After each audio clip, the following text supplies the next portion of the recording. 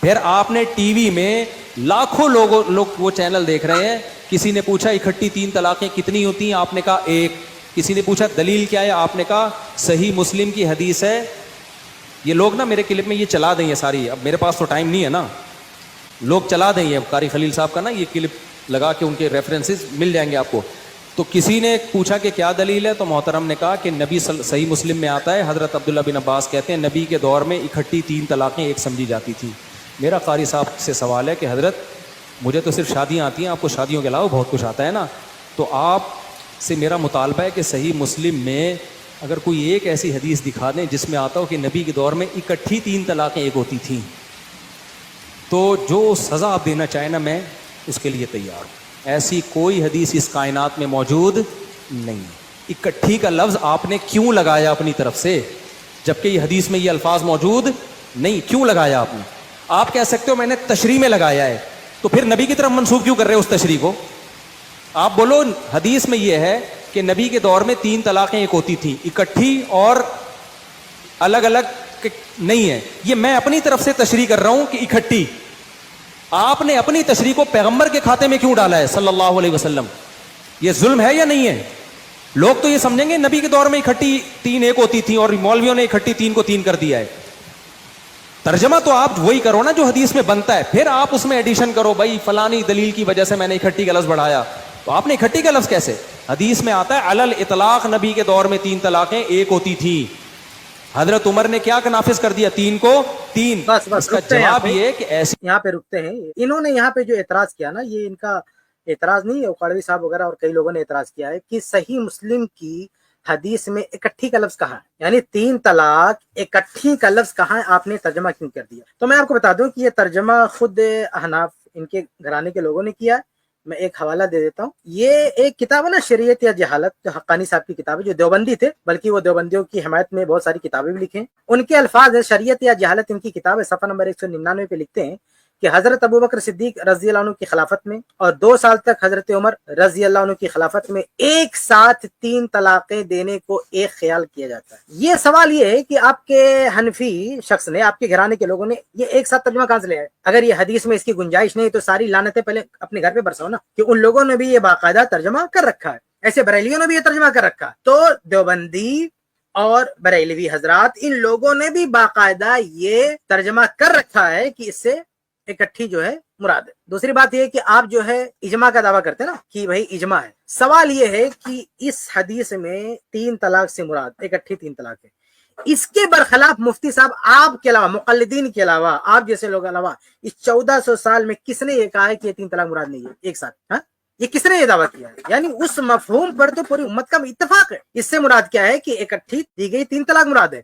اور ایک پوائنٹ اور ہے کہ اگر یہ کہنا چاہتے ہیں کہ 3 طلاق کا مطلب ہے کہ الگ الگ طلاق دی جاتی تھی تو بھی نبی کے دور میں ایک شمار ہو جاتی ہے, یعنی ایک آدمی نے طلاق دیا, آپ کیا کہنا چاہتے ہیں, ایک آدمی نے طلاق دیا پھر رجوع کر لیا, اور اس کے بعد میں پھر اس بندے نے کچھ دنوں کے بعد طلاق دے دیا اور رجوع کر لیا, اور پھر تیسری طلاق دیا, تو کیا یہ طلاق ایک شمار ہوتی تھی اللہ کے نبی صلی اللہ علیہ وسلم کے دور میں؟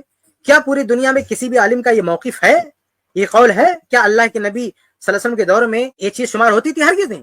تو حقیقت میں جو مفتی صاحب کہتے ہیں کہ وہ عام ہے, چاہے اکٹھی دے چاہے الگ الگ دے, سب شامل ہے, یہ بالکل غلط بات ہے. کیونکہ اگر الگ الگ طلاق دیتا ہے, رجوع کر لیتا ہے, پوری امت کا اس پر اجماع ہے, اس میں کوئی اختلاف نہیں. یہ خود اجماع کو باہر کر رہے ہیں. پوری امت میں سے کسی نے یہ بات نہیں کہی ہے کہ اگر الگ الگ طلاق دیا اور سنت کے مطابق طلاق دیا تو بھی وہ ایک شمار ہوگی. ایسا تو کوئی قولی موجود نہیں ہے, اسلام کی فقہی تاریخ میں کوئی قولی موجود نہیں ہے. تو ساری امت نے اس حدیث کا یہی مطلب سمجھا ہے کہ یہ اکٹھی 3 طلاق جو ہے مراد ہے. اور اس کا پورا حدیث کا پورا سیاق بھی یہی کہتا ہے, حدیث کا پورا سیاق بھی یہی کہتا ہے کہ اللہ کے نبی صلی اللہ علیہ وسلم کے دور میں اس کی گنجائش تھی, اور وہ عمر رضی اللہ تعالیٰ عنہ وہ گنجائش ختم کر رہے ہیں. کیوں ختم کر رہے ہیں وہ آگے ہم اس پہ بات کریں گے.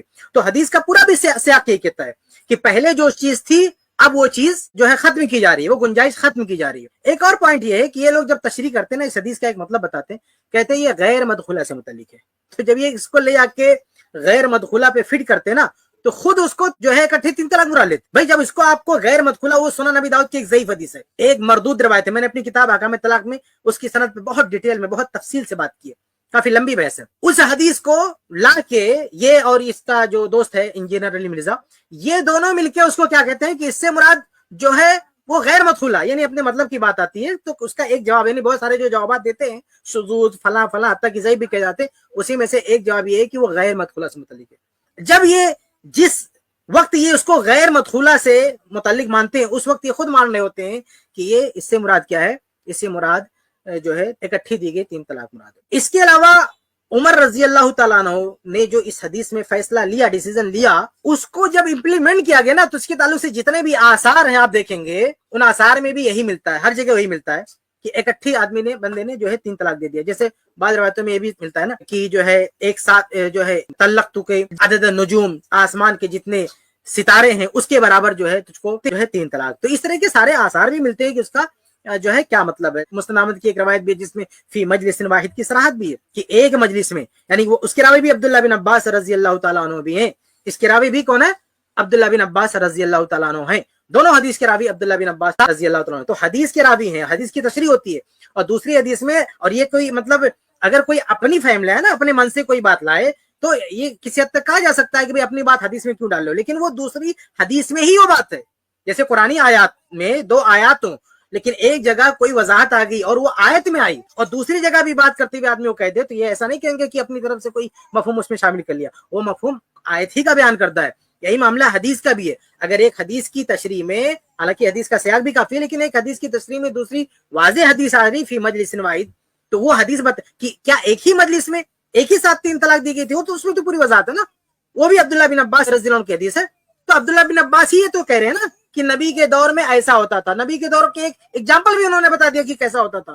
تو یہ بہت ہی واضح دلائل موجود ہیں کہ اس سے مراد کیا ہے. سیاق بھی کہتا ہے, حدیث کی بھی شرح کرتی ہے, امت کا اجماع اتفاقی فہم بھی ہے, سب کچھ ہے, اجماع بھی ہے, حدیث بھی ہے, سب کچھ ہے, اور ان کے گھر کا ترجمہ بھی ہے. پھر کیا پرابلم, پھر آپ کو کیا دقت ہے بھائی حدیث کی تشریح حدیث سے بھی ہو رہی ہے, حدیث کی تشریح سیاق سے بھی ہو رہی ہے, حدیث کی تشریح اس مفہوم پہ پوری امت کا اجماع ہے. یہ کچھ دنوں سے یہ جو دیوبندی حضرات ہیں, یہ تقلیدی حضرات ہیں بر صغیر کے, ان لوگوں نے یہ شوشہ چھوڑا ہے کہ نہیں اس سے مراد جو ہے اس میں اکٹھا دکھاؤ, ورنہ اس سے پہلے کسی نے ایسا شوشہ جو ہے نہیں چھوڑا ہے. اور اگر اس طرح سے حرام پرستی کی بات کی جائے جو قرآن میں ہے نا 2 طلاق کے بعد جو تیسری طلاق کا ذکر ہے, تو آپ ترجمہ کیوں کہتے ہو کہ قرآن کہتا ہے کہ 3 طلاق دے دیا تو اس کے بعد جو ہے آپ رجوع نہیں کر سکتے. وہاں کیا 3 کا لفظ ہے؟ اس میں تو یہ ہے نا 2 طلاق کا ذکر, اس کے بعد کہ اب اگر کسی نے طلاق دیا, اب اگر تیسری طلاق دیا, اب وہاں کوئی ذکر نہیں 3 بتاؤ اس میں کدھر 3 کا لفظ ہے. وہ آیت الگ ہے, تیسری طلاق کی جہاں بات ہو رہی ہے وہ الگ آیت ہے, لیکن اس کا ترجمہ کرتے تو یہ کہا جاتا نا کہ اب اگر کسی نے طلاق دے دیا, کسی نے تیسری طلاق دے دیا جو ہے اب وہ رجوع نہیں کر سکتا ہے, کس سے ختم ہو گیا. تو وہاں اگر کسی نے یہ مفہوم بیان کر دیا تو کیا کہیں گے کہ اس نے تحریف کیا قرآن کیا؟ ہرگز نہیں. تو بہرحال کہنے کا مطلب یہ کہ یہ جو ترجمے پر انہوں نے نقل کیے تو پہلے اپنے گھر کی خبر لیں, آپ کے گھر والوں نے بھی یہی ترجمہ کیا اور یہی صحیح بھی ہے. آگے بڑھتے ہیں. اس کلپ کی فل ویڈیو دیکھنے کے لیے ہمارے چینل پر ضرور آئیں. آئی پلس ٹی وی نے ایک نیا یوٹیوب چینل شروع کیا ہے جس کا نام ہے آئی پلس ٹی وی اختلاف کا حل. اس چینل پر صرف اختلافی مسائل پر ویڈیوز آئے گی, لیکن دلائل کے ساتھ اور بھائی چارگی کے ساتھ. آپ کو میں دعوت دیتا ہوں کہ آپ بھی ہمارے اس چینل کو سبسکرائب کریں, ہماری ویڈیوز کو شیئر کریں اور نوٹیفیکیشن آئیکن کو آل سلیکٹ کریں تاکہ آپ کو ہماری ویڈیوز کا نوٹیفیکیشن مل سکے. جزاک اللہ خیر, والسلام علیکم ورحمۃ اللہ.